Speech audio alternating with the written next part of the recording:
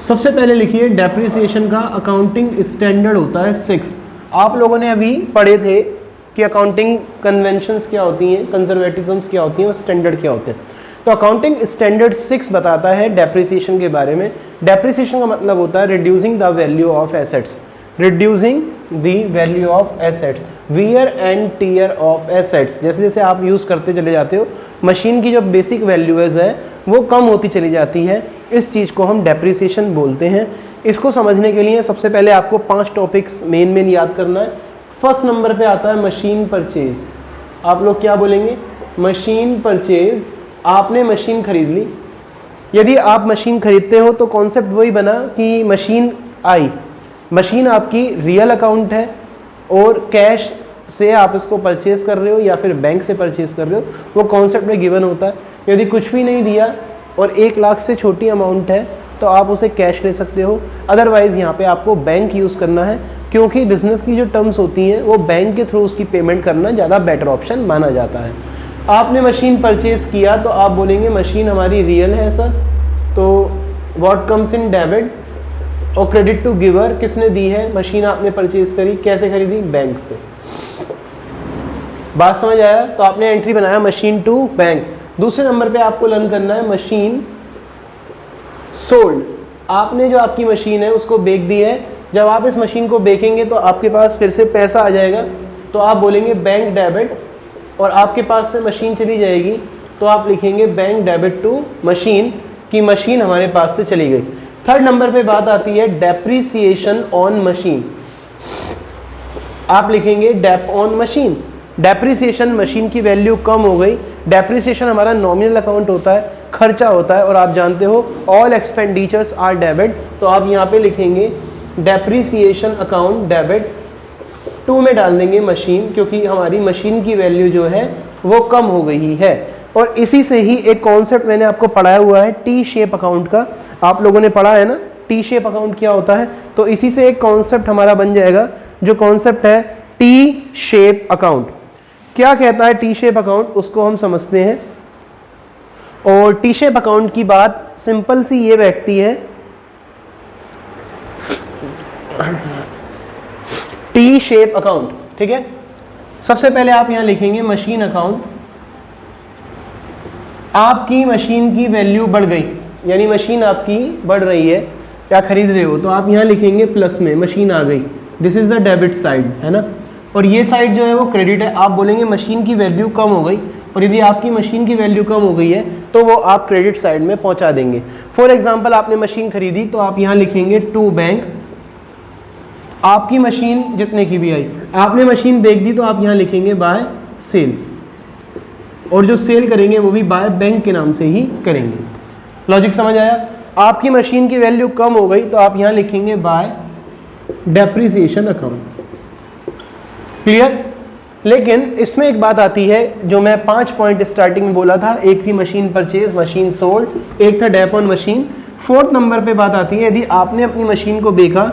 कैसे बेचा? प्रॉफिट पर बेचा। आपने बोला profit on machine.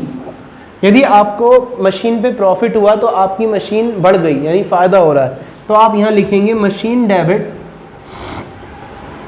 Debit to profit and loss account. यदि आपको प्रॉफिट हुआ मशीन पे तो टू प्रॉफिट यहाँ लिखेंगे। अभी तो मेरे बच्चों कॉन्सेप्ट याद करो कि आपने मशीन यदि बढ़ रही है तो डेबिट साइड, मशीन कम हो रही है क्रेडिट साइड। मशीन कैसे बढ़ेगी? जब आप परचेज करोगे प्लस में जाएगी। मशीन सोल्ड, आपने बेच दी तो वो सेल की तरफ जाएगी। फिर हमने एक बात करी कि मशीन पे डेप्रिसिएशन लग गया तो डेप्रिसिएशन क्रेडिट साइड जाएगा। तो ये कॉन्सेप्ट आपको याद करना है, और ये कॉन्सेप्ट समझाने के लिए आज का सेशन हम लोग कर रहे हैं स्टार्ट। एक ही चीज़ हम आप लोगों से मांगते हैं, लाइक शेयर सब्सक्राइब। इसको आप सब्सक्राइब कीजिए, दूसरों को भेजिए ताकि और बच्चे हम लोगों के साथ जुड़ सकें। इससे ये रहेगा कि हाँ, हम लोग जो हैं जो कर रहे हैं वो बढ़िया कर रहे हैं, और शायद आप लोगों के सपोर्ट की वजह से हम लोग फेमस हो जाएं। क्लियर? फिर बात आती है प्रॉफिट ऑन मशीन, और फिर आती है लॉस ऑन मशीन। क्या बोलते हैं? Loss on machine.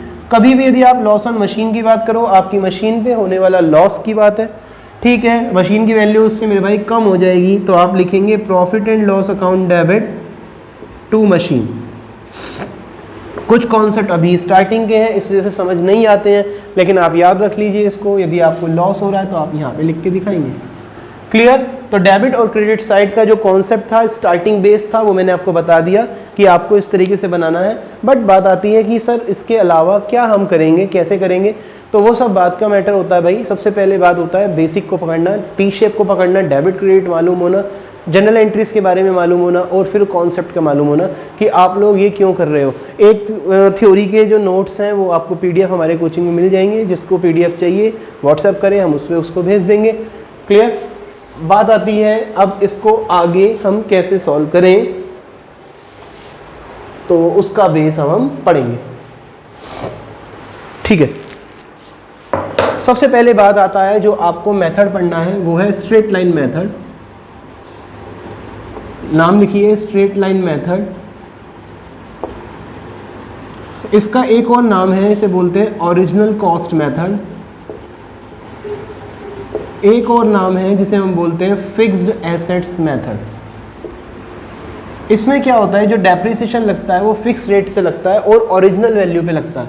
For example आपकी मशीन 1 लाख रुपए की है, आप इस पे 10% का डैप लगा रहे हैं, तो फर्स्ट ईयर के लिए डैप हो गया 10,000, सेम है सेकेंड ईयर के लिए डैप हो गया 10,000, और थर्ड ईयर के लिए गैप हो गया यानी कि 10,000। तो जो डेप्रिसिएशन है मेरे बच्चों, वो डेप्रिसिएशन सब में सेम लगता है, और यहीं से कॉन्सेप्ट बनता है स्ट्रेट लाइन मेथड का। तो फर्स्ट कॉन्सेप्ट जो हमारा समझने वाला है वो स्ट्रेट लाइन मेथड है। एक मेथड होता है जिसमें परसेंटेज इज गिवन, और दूसरा केस जो होगा परसेंटेज इज नॉट गिवन। जब आपको परसेंटेज नहीं दे रखी होगी तो आप कैसे करेंगे, फुल कॉन्सेप्ट हम इसको सीखने वाले हैं। ठीक है, तो स्टार्ट करते हैं आज का एक beautiful session. Clear? Please note down.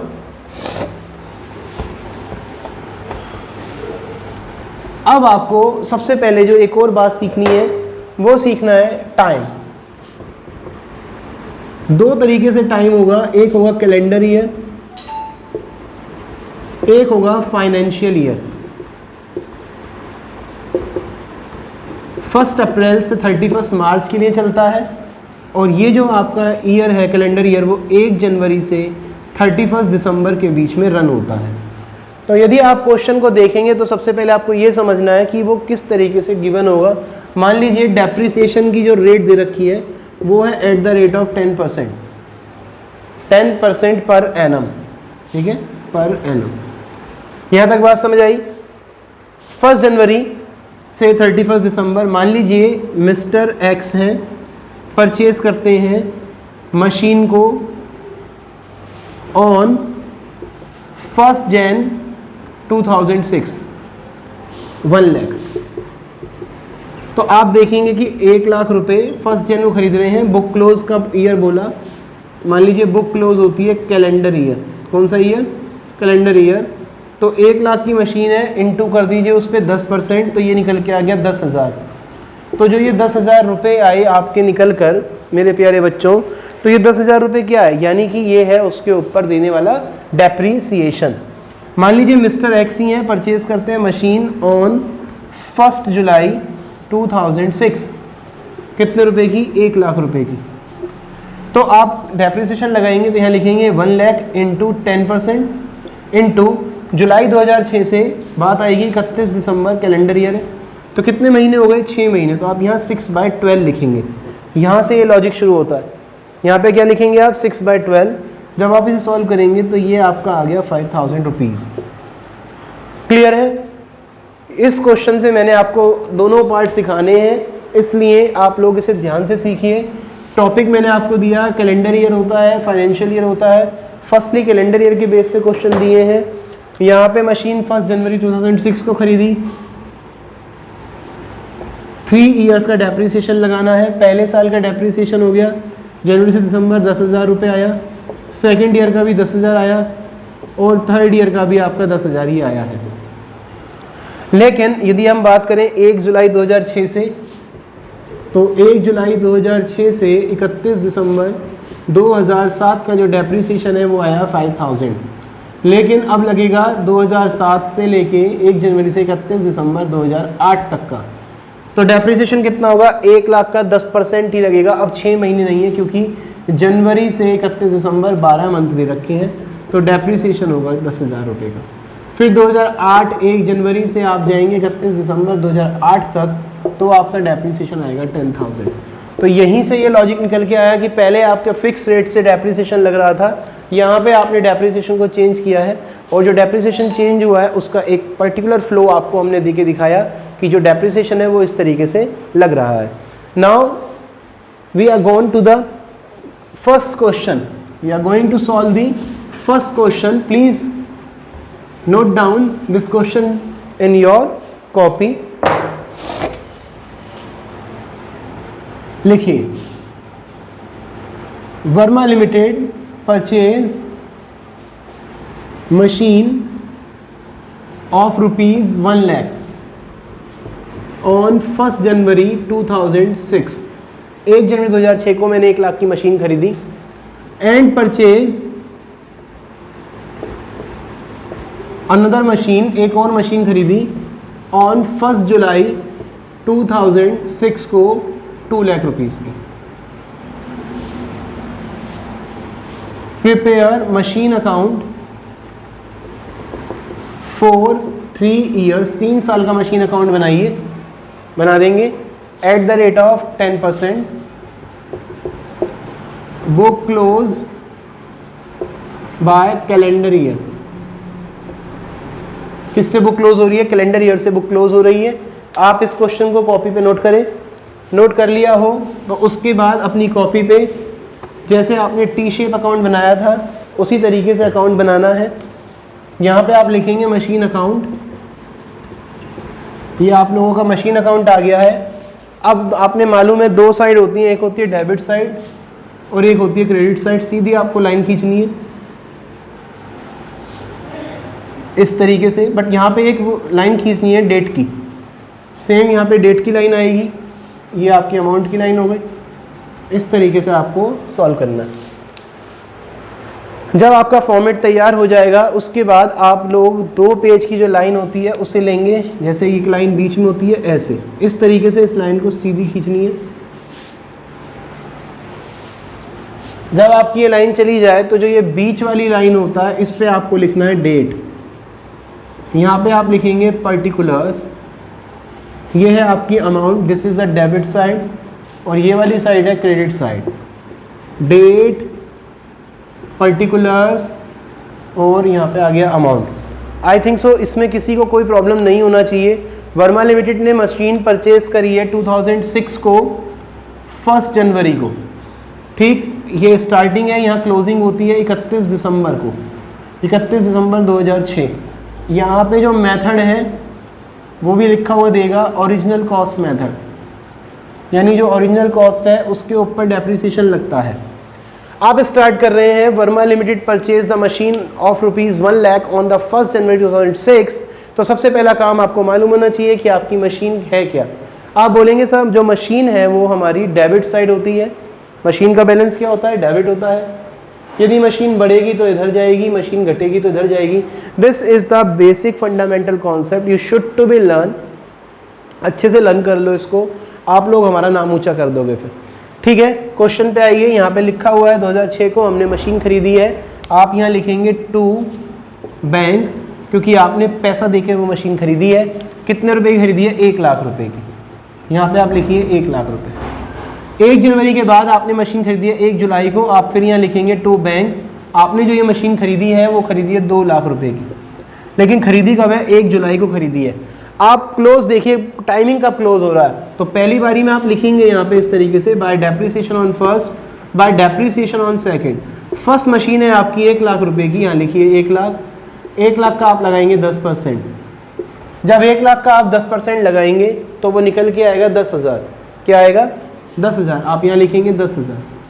फिर सेकंड मशीन पे आप डेप लगाएंगे, वो दे रखा है 1 लाख। 1 लाख का 10% है, सॉरी 2 लाख की मशीन है, 2 लाख का 10% है, लेकिन 6 महीने का लगेगा डेप्रिसिएशन, क्योंकि यहाँ पर आपकी जो बुक है जुलाई से क्लोज हो गई है। आप इसे सॉल्व करते हैं तो ये निकल के आता है 10,000। आप यहाँ लिखेंगे बाय बैलेंस कैरेट डाउन, ठीक है बेटा। 1 लाख में से 10,000 पहली मशीन का, पहली मशीन से बैलेंस माइनस कर दो। दूसरी मशीन 2 लाख की है, 2 लाख में से 10,000 माइनस कर दो तो ये आ गया 1,90,000, दोनों को जोड़ दो तो ये आ गया 2,80,000। टोटल कर दे मेरे चीतों तो ये आपका बैलेंस जो होगा वो 3 लाख रुपीज़ बैठेगा। बात आती है बेटा, सबसे पहला जो बेसिक कॉन्सेप्ट था वो हमने कवर कर लिया है। बेसिक कॉन्सेप्ट को आपको ऐसे ही करना है। फर्स्ट ईयर हमने बना दिया, सेकेंड ईयर पे हम जाने वाले हैं। सेकेंड ईयर जो स्टार्ट होगा वो क्यों कर रहे हैं, क्योंकि यहाँ पे 3 इयर्स का बनाना है। तो आप यहाँ लिखेंगे 2007 1 जनवरी, यहाँ पे आप लोग लिखेंगे to balance brought down. Balance यहाँ पे आया 90,000 रुपये और एक है हमारा 1,90,000। टोटल करके आपको यहाँ लिख देना है 2,80,000। क्लियर। बुक क्लोज होगी 31 दिसंबर को ही, यहाँ पे ईयर 2007 आएगा। Bye depreciation first, bye depreciation second. Note down this particular point, very very important. Depreciation number 2 clear करना है। फर्स्ट मशीन पे डेप्रिसिएशन आपका निकल के आएगा 10,000 रुपीज़, आप यहाँ लिखेंगे 10,000। सेकंड मशीन जो है आप लोगों की वो 2 लाख रुपए की है मेरे बेटा, ओरिजिनल पे देखिए आप 2 लाख की है। अब पूरे साल का डेप लगेगा तो 2 लाख का 10% होगा 20,000, यहाँ आप लिखेंगे 20,000। फिर उसके बाद बारी आई, यहाँ पे आएगा by balance CD carried down. First machine 90,000 की है, 90 में से 10 चला गया, निकल के आया 80,000। सेकंड मशीन 190 की है, 20 चला गया तो यहाँ पे आ गया 1,70,000। दोनों को जब आप जोड़ देंगे तो ये आएगा 2,50,000। बैलेंस आ गया 2,50,000। Very good. नेक्स्ट टॉपिक पे आप पढ़ेंगे तो ये आपका पूरा हो गया है। अब इसके बाद फिर ईयर आएगा 2008, यहाँ पे आप जाएंगे 2008, यहाँ आप लिखेंगे 1 जनवरी। फिर आपको यहाँ लिखना है टू बैलेंस ब्रॉट डाउन। आपका जो बैलेंस आया वो है 80,000 और एक बैलेंस आएगा आपका निकल के 1,70,000। टोटल आ गया 2,50,000। फिर आप दोबारा यहाँ लिखेंगे 2008 31 दिसंबर, यहाँ पे आपको लिखना है by dep on first, by dep on second. कुछ बच्चे ये पूछना चाहें, दोबारा से सीख सकते हैं कि डेप्रिसिएशन यहाँ क्यों लिख रहे हैं। तो डेप यहाँ पे इसमारे लिख रहे हैं क्योंकि उससे मशीन की वैल्यू कम हो रही है, और जब आपकी मशीन की वैल्यू कम होगी तो आपको उस पर पोस्ट करना होगा, क्योंकि मैंने आपको बताया यदि मशीन बढ़ेगी तो डेबिट और यदि मशीन घटेगी तो क्या होती है, क्रेडिट होती है। कॉन्सेप्ट पे आइए, मेहनत कीजिए, सब कुछ समझ आएगा। ऐसी कोई चीज़ नहीं होती जो मेहनत करने के बाद समझ ना आए। बाय डेप ऑन फर्स्ट, कितने का डेप है, वही 1 लाख का मशीन है, डेप्रिसिएशन आ गया 10,000 रुपये का। सेकंड मशीन पे डेप दे रखा है 2 लाख, 2 लाख का 10% कितना है 20,000, आप यहाँ लिखेंगे 20,000। क्लियर। उसके बाद आप यहाँ जाइए, यहाँ लिखिए बाय बैलेंस CD। 80,000 में से 10,000 चले गए तो आपका जो बैलेंस है वो आया 70,000 रुपये का। 1,70,000 में से 20,000 चले गए तो यहाँ पे निकल के आया 1,50,000। 1,50 7 हो गए 2,30,000, 2,20,000 यहाँ पे जोड़िए। उसके बाद आप इसको सॉल्व कर दीजिए। यहाँ तक किसी को कोई दिक्कत हो, कुछ समस्या आ रही हो तो वो हम लोगों से पूछ सकता है। बट फिलहाल आपका परसेंटेज इज गिवन, यदि परसेंट गिवन हो तो उसका सिंपल क्वेश्चन कैसे सॉल्व होता है वो मैंने आपको इसमें ट्रिक समझा दी है। आपको इसको बार बार देखना है, ऑफलाइन क्लासेस में आपकी मदद हो जाएगी। तृप्ति दीदी आपको इसको समझाएंगी जिससे आपको वो बेस बिल्कुल क्लियर रहे। यहाँ से जब टॉपिक ख़त्म होता है तो अब हम आगे बढ़ते हैं। जब हमें दिया हुआ है the rate of percentage is given, आपको उसमें जो परसेंटेज की रेट होगी वो नॉट गिवन होगी। अभी तो गिवन था, अब नॉट गिवन। नोट करिए, X purchase a machine of worth rupees 1 lakh and installing charges are 50,000. The salvage value of machine is 20,000 after 10 years. What is the depreciation? तो उसके ऊपर जो डेप्रिसिएशन है वो क्या होगा, आपको ये सॉल्व करना है। यहाँ पे बात आती है सॉल्यूशन की। तो सबसे पहले आप देखेंगे कि आपकी मशीन कितनी है। यहाँ पे आप लिखेंगे मशीन, इसका फॉर्मूला याद करिए, machine cost plus installing charges minus करेंगे आप इसके ऊपर क्या, सॉल्वेज वैल्यू। फिर डिवाइड करेंगे life of the machine, life of machine.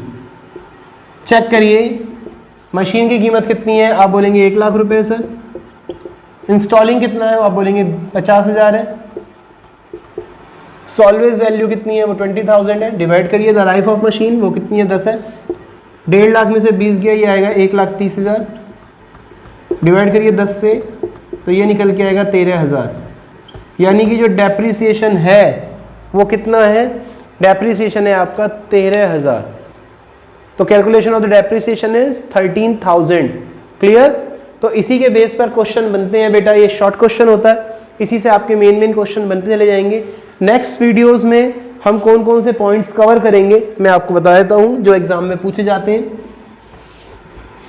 देखिए एक क्वेश्चन आएगा जिसमें आपकी जो मशीन है, सिंपल क्वेश्चन है ये जो हम टॉपिक कवर करेंगे। पहली मशीन, पहला पॉइंट, आपकी मशीन सोल्ड हो जाएगी। दूसरा, आपकी जो मशीन है उसका 1/3 पार्ट सोल्ड होगा। ये वाला क्वेश्चन बनता है एग्जाम में। तीसरा क्वेश्चन जो एग्जाम में हमने काफ़ी बार देखा है वो बोलता है कि part of the machine, part of the machine मतलब मशीन के अंदर ही ऐड करेगा जो उसका पार्ट है और नीचे दे देगा कि जैसे 20,000 का बॉयलर था वो सोल्ड हुआ। तो ये 3 तरीके क्वेश्चन जो इंटरेस्टिंग क्वेश्चन बनेंगे जहाँ पे आपके मार्क्स कट सकते हैं, उसके ऊपर हम डिस्कस करेंगे अपनी नेक्स्ट वीडियो में। लास्ट बात समझ जाओ बस, लाइक शेयर सब्सक्राइब कमेंट।